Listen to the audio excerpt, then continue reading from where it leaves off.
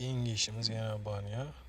Adresimiz Shoraxonda. Shu turgan yerlaringizga banya ishlaymiz. Bu yerda pol boradi. Polni kesib olib, polni tiylarini shlaka blok o'rib, shu yerdan banya ishlaymiz.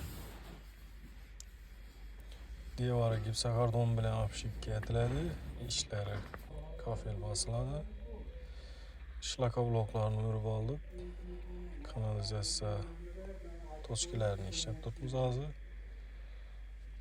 Shlaka blokning ishlari ham rastvor bilan to'ldirilib, quvvatlatib ishlandi.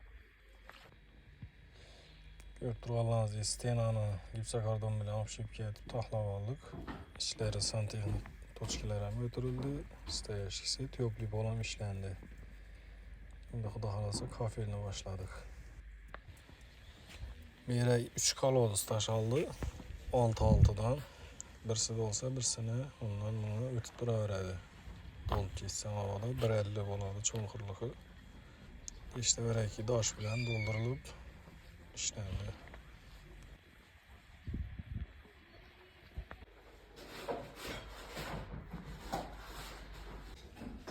Banyamız aldık. Kullanılması bugün narsasi çok işlendi. O'tgan safar banyani kafelinden bo'ldi. Joyni egasini shu yoqqani uchun yana shundan bosdik.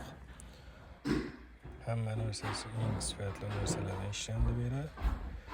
Bu yerimiz tyopliy polni uchun nasosni yuki. Bu yerga pol avtomat kir mashina uchun, avtomat kir mashina uchun 2 tochka qo'yildi. Unitaz, chalaklari hamma narsasi yaxshi narsalardan qo'yildi.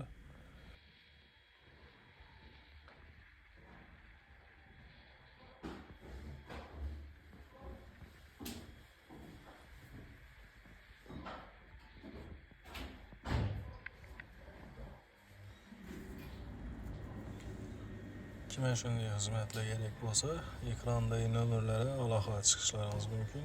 E'tiborlaringiz uchun rahmat.